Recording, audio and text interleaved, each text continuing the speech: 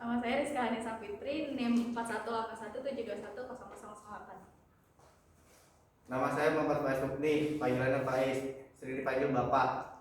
NIM-nya 4181721015. Ya, nama saya Rizka Fitri dan NIM 4181721011. Dan sekarang kita akan memasuki materi. Nah, ini tim kami, tim berempat, tim Hore. Next. Di sini materinya ada 4. Yang pertama yaitu di sini ada pengetahuan bisnis intelijen. Kedua, manfaat bisnis intelijen. Ketiga, karakteristik bisnis intelijen. Dan keempat adalah implementasi bisnis intelijen yang dimana di sini kita ambil adalah bank sentral. Klik angka nomor 1. Yang akan dijelaskan oleh pertama Pak Fasri. Ya.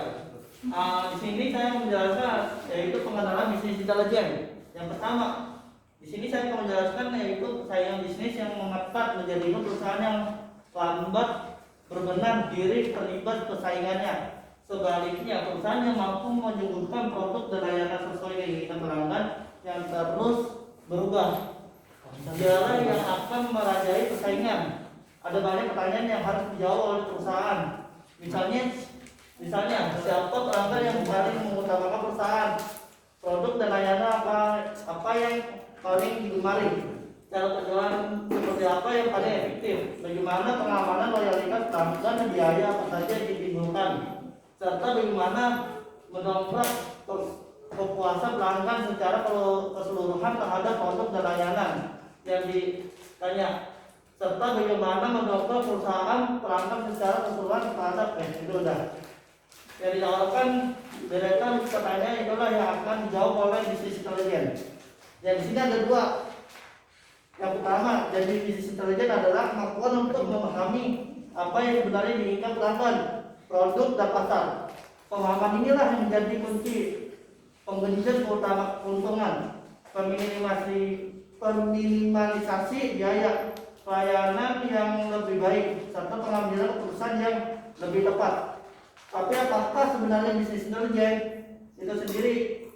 Di sini yang terjawab adalah jargon bisnis intelijen pertama kali dituturkan oleh Howard Resner dari lembaga riset Gartner Group pada tahun 1989. Yang diartikan bisnis intelijen adalah rangkaian aplikasi dari teknologi untuk mengumpulkan, penyimpanan, menganalisis dan menunjukkan data untuk membantu petinggi perusahaan dalam pengambilan keputusan.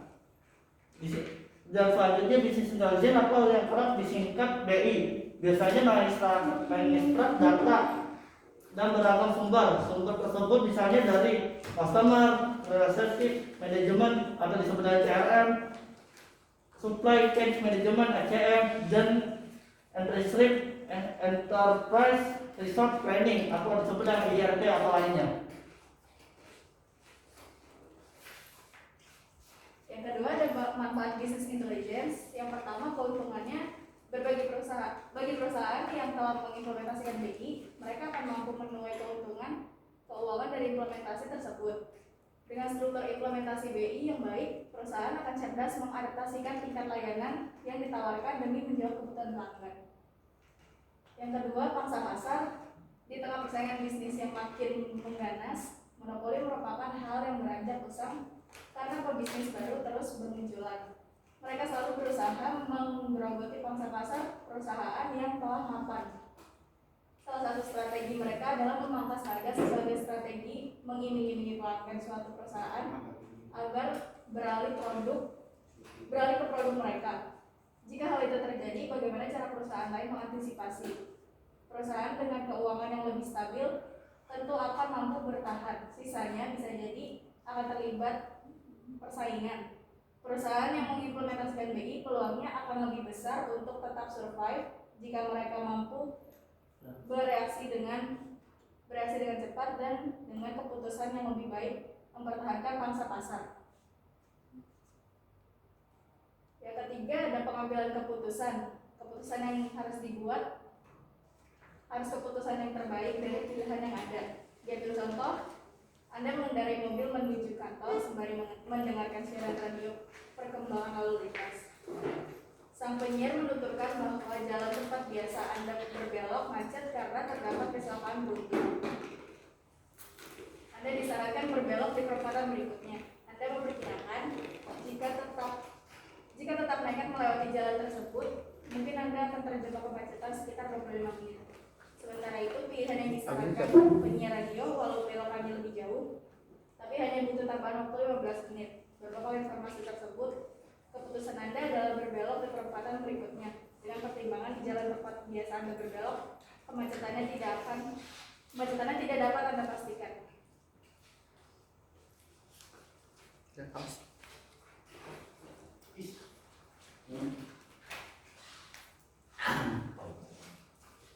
Yuk, kembali ke laptop.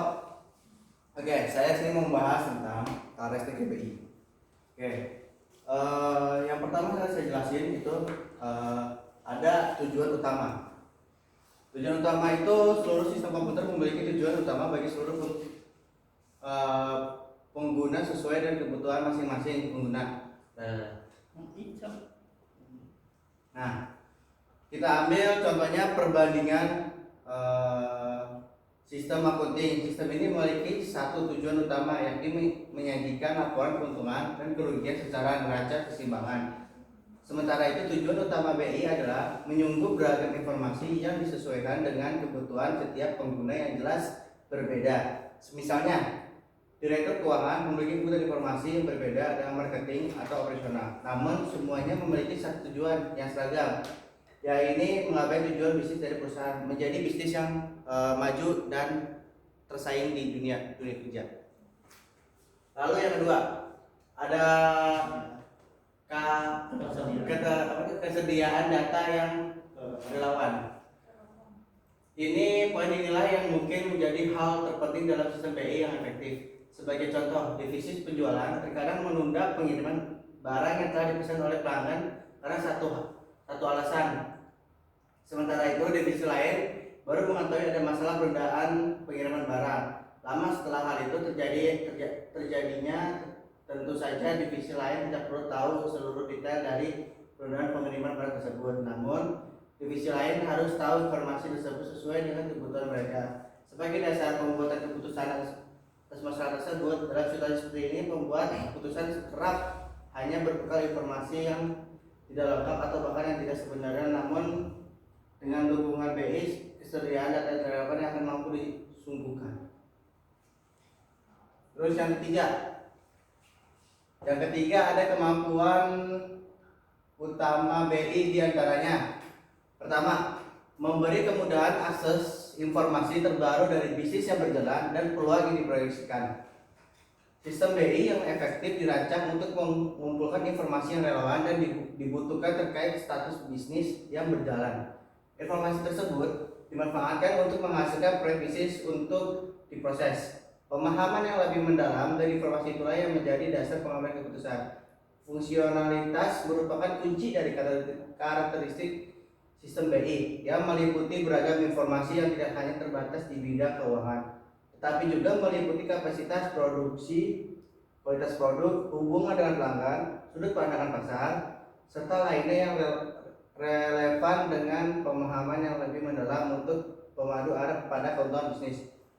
Lalu yang kedua, kapabilitas untuk melakukan analisis dan memenuhi permintaan pengguna. Aktivitas bisnis dan fungsi yang berbeda membutuhkan pengetahuan dan informasi yang dilihat dari sudut pandang yang berbeda. Oke, lanjut. Oh, ada lagi ya. Yang keempat, struktur pendukung. Struktur pendukung tak hanya hardware dan software komputer, tetapi suatu proses yang memungkinkan Anda membuat keputusan yang lebih baik serta meneruskan strategi yang lebih mumpuni untuk menyokong misi dan tujuan bisnis. Struktur pendukung ini tak hanya menyediakan training, tetapi juga memastikan pengumpulan informasi dan menempatkan ke sistem penyimpanan BI. Informasi tersebut itulah yang akan dipakai pada saat sekarang dan bukan sekedar file sejarah bisnis. Pemasangan software ke dalam komputer tak akan menghasilkan sistem BI yang efektif kecuali sekadar mempermanis performa komputer. Hanya ketika informasi yang disimpan ke lokasi penyimpanan BI digunakan sebagai bagian proses manajemen, munculnya manfaat yang sesungguhnya. Caranya untuk mengefektif BI adalah menyediakan reporting sesuai kebutuhan di setiap level organisasi. Bagian operasional membutuhkan reporting yang disajikan secara tradisional atau free format. Penyajian laporan ini merupakan penyajian yang paling sederhana dan kurang fleksibel ketimbang reporter untuk level organisasi di atasnya. Untuk manajemen menengah membutuhkan reporting yang kemampuannya slide and dash atau iris tersajikan dengan memanfaatkan OLAP. Manajemen menengah ini juga membutuhkan fleksibilitas informasi dengan cara kreatif untuk menganalisis masalah yang timbul. Selain itu, dibutuhkan juga keluasan untuk menambah informasi dari sistem tanpa bergantung pada programmer. Level teratas dari piramida reporter adalah manajemen senior yang mungkin hanya butuh dashboard yang menunggu ringkasan informasi yang kritis dalam satu halaman. Yang keempat, dilanjut dengan kakak. Ya, di sini dan saya sekali seperti bisnis intelligence pada bank sentral. Bisnis intelligence dalam bank sentral, eksekutif dan analis dari bank sentral mengikuti nanti keuangan negara dengan secara tepat memantau parameter kunci pada lingkungan ekonomi dan perbankan. Berdasarkan perspektif strategis, informasi dan analisa untuk mengerti perilaku jangka panjang dan hubungan antara berbagai variabel ekonomi dan bunga bank. Pada tingkat operasional, indikasi perbankan, keuangan dan makroekonomi diikuti untuk menyediakan panduan dan keputusan sehari-hari dalam kerangka kebijaksanaan pemerintah.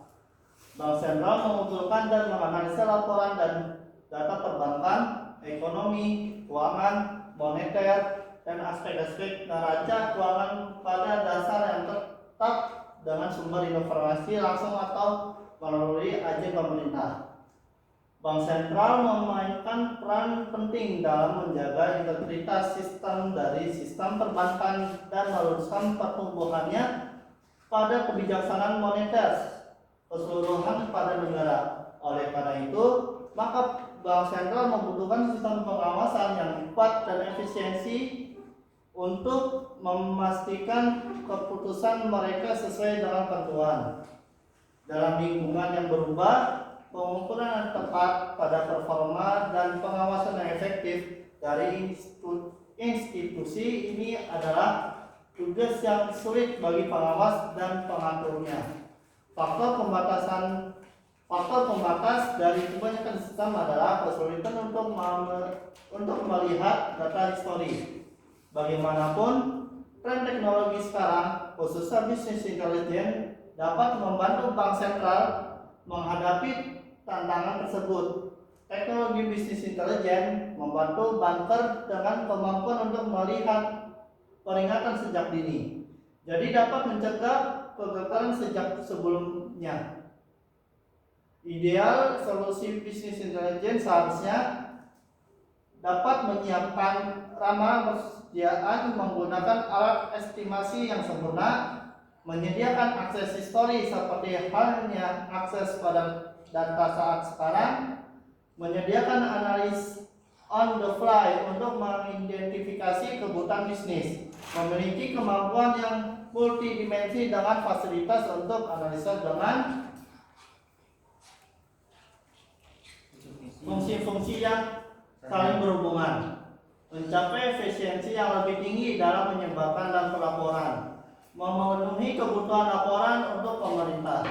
Dalam penelitian ekonomis, data yang sangat banyak biasanya diatur sekitar kerangka analis yang mengklasifikasikan data dan membolehkan pengertian variabel tindakannya pada tingkat rendah, tetapi juga pada kesatuan yang lebih tinggi. Data yang dapat dari berbagai sumber harusnya diatur sedemikian rupa dengan menggunakan konsep kumpulan lanjutan seperti likuiditas yang bebas. Analis dapat mengerti apa yang sedang terjadi pada dunia ekonomi dan mengetahui langkah apa yang akan dibuat untuk menyesuaikannya. Pusat informasi yang diatur dengan baik dapat menyimpan informasi pada bentuk ini untuk kemudahan dan kecepatan mengakses informasi.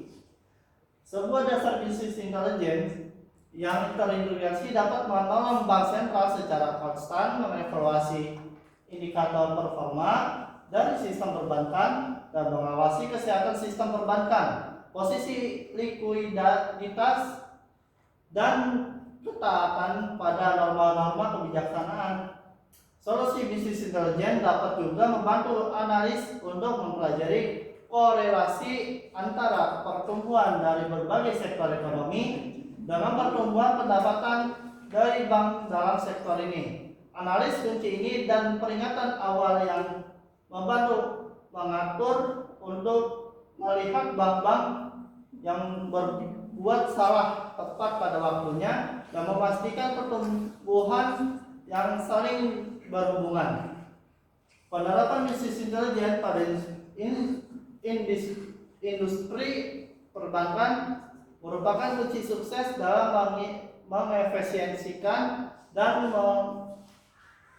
mengefektifkan kegiatan bisnis terutama dalam kemampuan dalam mendapatkan, mengelola dan menganalisa data nasabah, produk, layanan, kegiatan operasi, pemasok dan rekan kerja dalam jumlah yang sangat besar.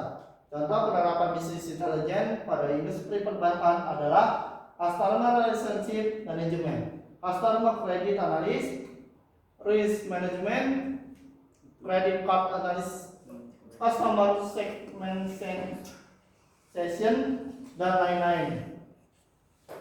Peranan bisnis intelijen dalam kegiatan bisnis dapat menyediakan layanan yang lebih personal pada pelanggan dan secara radikal meningkatkan kualitas servis dari bank tersebut. Mengelola produk perbankan bersaing dalam mendesain produk dan layanan yang dapat menjawab setiap kebutuhan suatu segmen tertentu. Ya, akan dilanjutin oleh Rizky. Ya, di sini saya akan menjelaskan implementasi bisnis intelijen pada masukan yang dari sebelumnya itu Rizky Fasri. Salah satu penerapan customer credit analysis adalah penerapan model penilaian kredit nasabah. Penilaian kredit nasabah merupakan kegiatan paling penting untuk menguasai aplikasi pinjaman yang diajukan oleh nasabah. Sistem penilaian kredit digunakan untuk memodelkan potensi risiko dari aplikasi pinjaman, di mana sistem tersebut memiliki keuntungan karena dapat menangani aplikasi pinjaman dalam jumlah besar dengan cepat tanpa membutuhkan sumber daya yang banyak sehingga dapat menurunkan biaya operasional dan efektif dalam mengurangi penalaran dalam mengambil keputusan. Dalam persaingan dan pertumbuhan pasar kredit konsumen, para pemain di industri perbankan saling berlomba untuk mengembangkan strategi yang lebih baik.